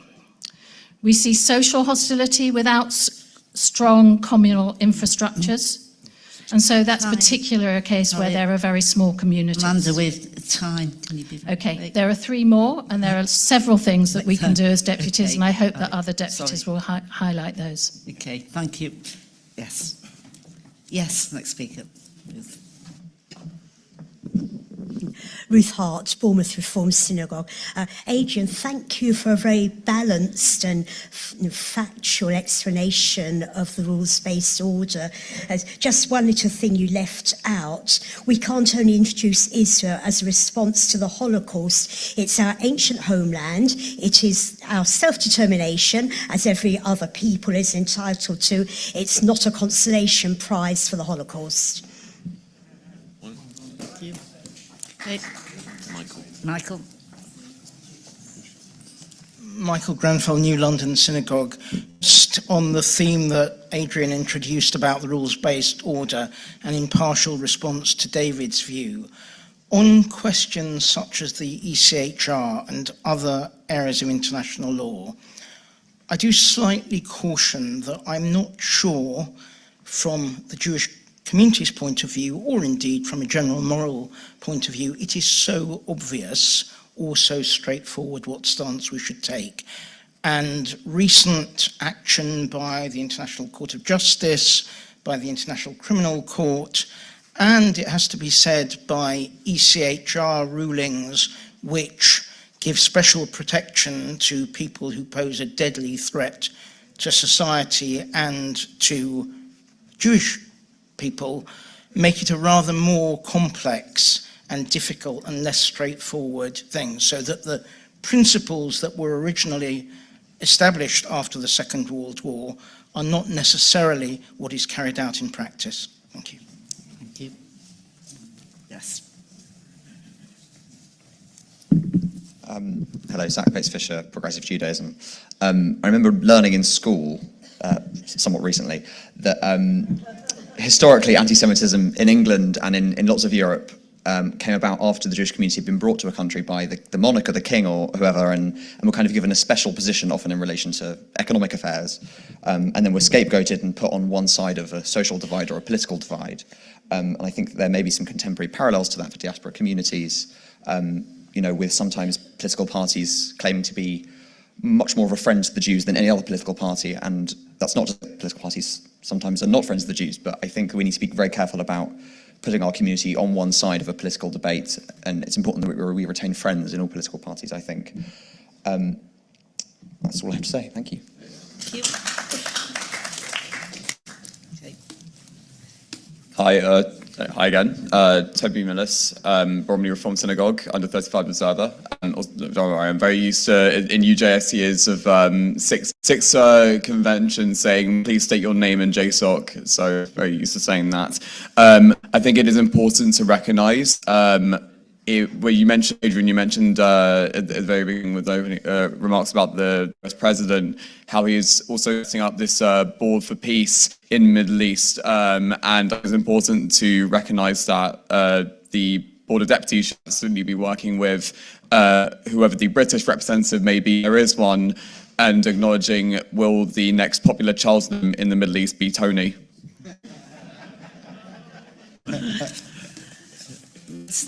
No one else? No. Do you want to come back, Adrian? And then I'll go to Phil after that. Thank you for all those contributions. Just on the narrow, let's not get into a discussion on public international law per se, but just pick up on Guido's point.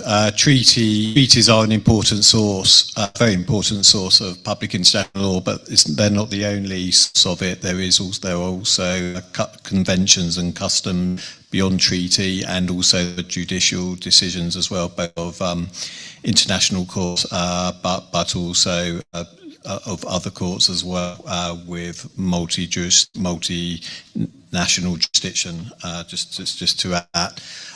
Ruth, I mean, I completely agree, but it's more put in the context of the post-war settlement that I was making my remarks, and it is, of course, what gave an enormous impetus to the establishment and recognition of the State of Israel. I mean, we can get into factuals about the British Empire, for example, and what may have been the case for the Second World War, but there are lots of reasons why post-war it's possible for the State of Israel to be recognised.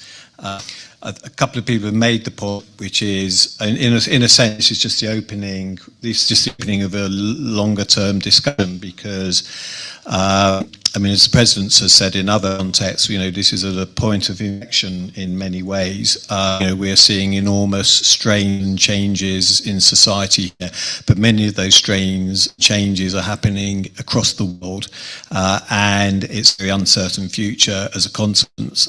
Some of that's also, we've seen the impact of social media and the changes that that's created in public discourse.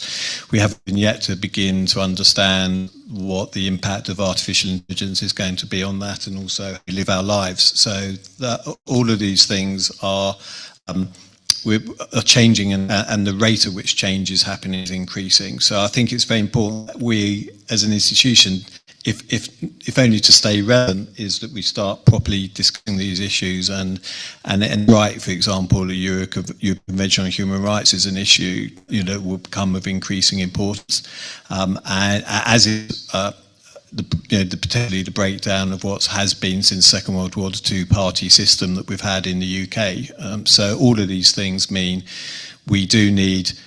We spend a lot of our time as an institution dealing with day-to-day crisis, but I do think we need to be able to step back and think about these issues, and in order to be able to work out how to respond and find a path forward. So thank you. Thank you. Phil.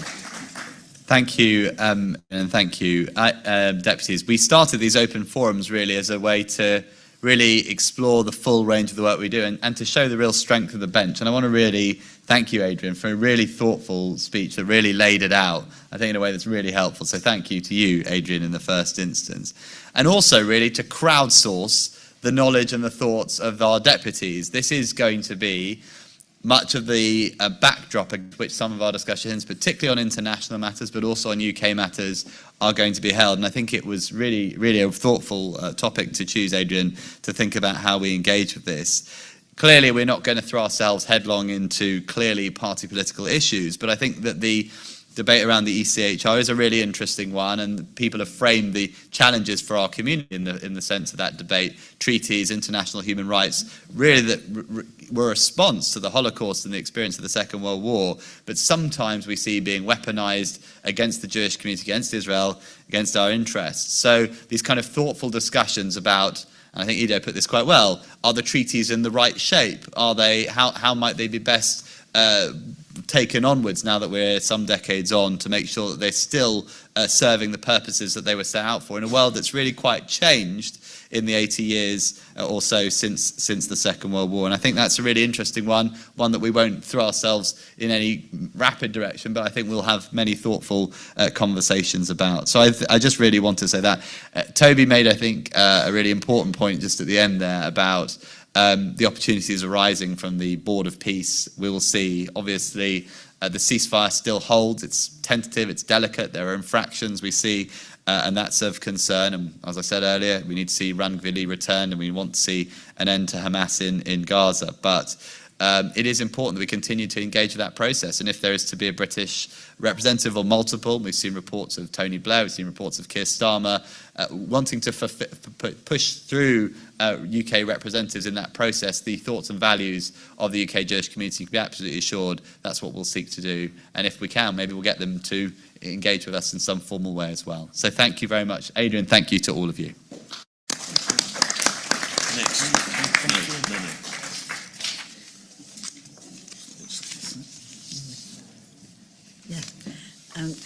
Right, thank you very much to you and to Adrian and to Phil on that. All of these issues are very much ongoing issues, critically important, and I'm sure we'll be returning to them as we go about our business. We now go to consideration of applications to join the board, and I'd like to invite Dilys Taus, Chair of the Constitution Committee, to open this item. Dilys. Thank you. We've got 2 applications.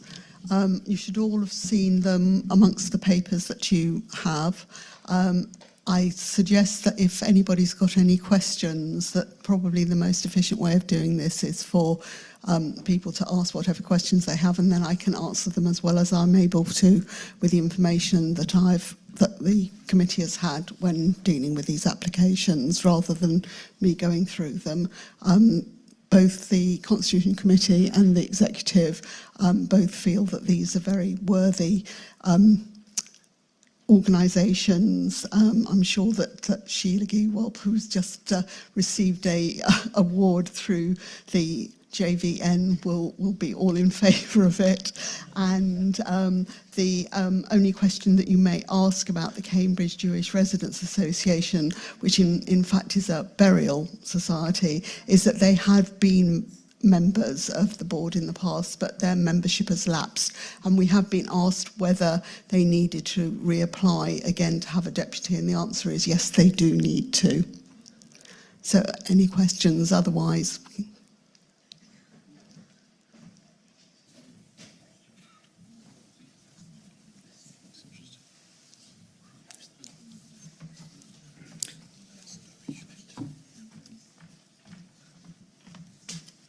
Hello, I'm Dory Schmetterling, New West End Synagogue, Bayswater.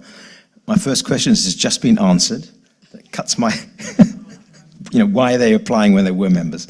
But on the Jewish Volunteer Network, obviously it's a wonderful thing, but aren't their constituent charities already represented? If that's the case, why do they need to apply? Pardon? No, it's apparently it's an association of volunteers of different charities, as I read their statement. So if you can explain the difference, that would be helpful. Okay, Thank you. Right, we're taking first the Jewish Volunteering Network. So any further questions on that? No, right. Well, Dilys, can you answer that one? Yes, I can answer that one. The situation is that this is an organisation that is supported by various different bodies, but they are not as such affiliated or a member of the Board of Deputies, and they now wish to become a member of the Board of Deputies. So it's as you get in many organisations, that people will support them and will feed into them, but it's not the same as actually being represented on the board and sending a deputy to us and having a voice. Thank you. Right, can I just take the feeling of the meeting on this? I don't know if we need to go to vote or not. Can I show of hands of those in favour of this application? And online as well, please. And online as well, yes, please. Yeah, that's fine. Right, okay. Right, thank you. Anyone against? No. So then, can we agree that? Yes. Then, that's agreed. Thank you. Right. Thank you. Right. Cambridge Jewish Association. Dilys, is there anything further you want to say on that? No, I think I've brought up the only query that we had when we were considering the application. Yes, sure. Yes, the question online, Gillian Moon. No, she's gone. It's gone. Oh, It's gone. right. Anybody, any questions on that? No. That's it. Right, can I take a vote? Those in favour? Could you show? Thank you. Against? Right, that is carried. Right, thank you. Right, Thank you. that is agreed. Thank you, Dilys. Thank you. That's easy. Right. New speakers programme. New speakers speaking on whatever they wish to. The first one is Martin Blaine, who is on Zoom. Martin.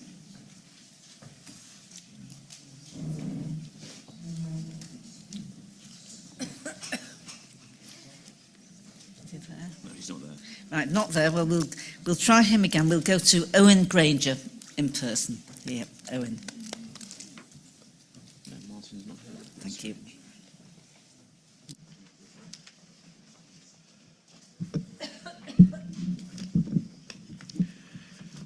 Thank you, Madam Chairman. Only partially constructed with the benefit of AI. I'm Owen Granger, elected in 2024 as the Deputy for Ealing United Synagogue. I've recently retired as a chartered surveyor, initially specialising in commercial development projects, but latterly in valuation, especially in the field of leasehold enfranchisement. I've served on various professional and public sector boards and councils, and have even did a 12-year stint as a valuation lecturer. I have a particular interest in the application of law and legal principles, having served on quasi-judicial panels.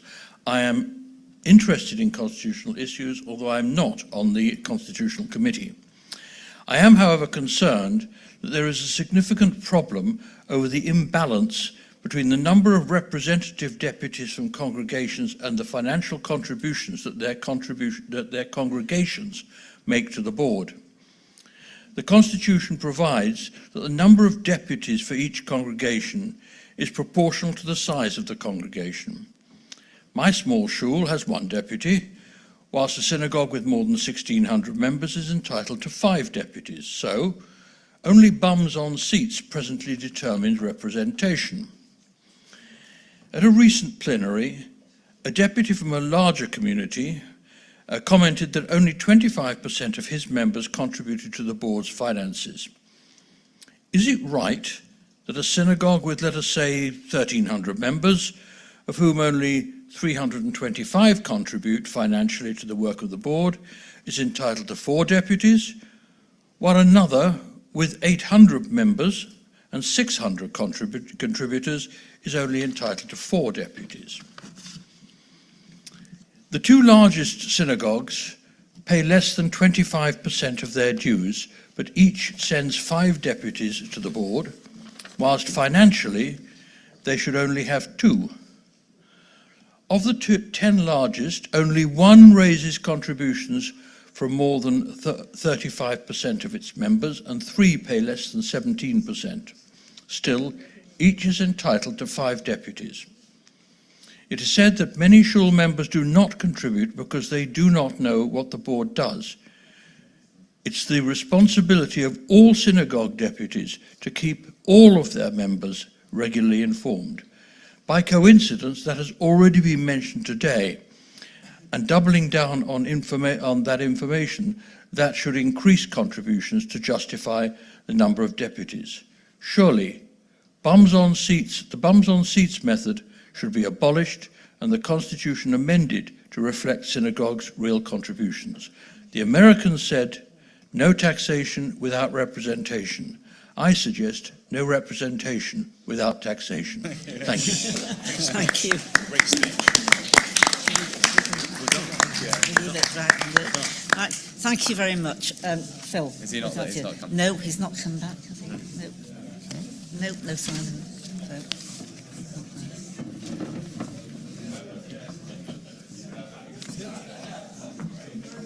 Well, deputies, despite a very full and busy agenda, we may be able to end slightly early, which is fantastic news, and thank you all for the concision of your comments to get us here. First of all, I did miss one refuah shalema earlier. Alexandra Boyd, a dear friend and deputy, is still recovering.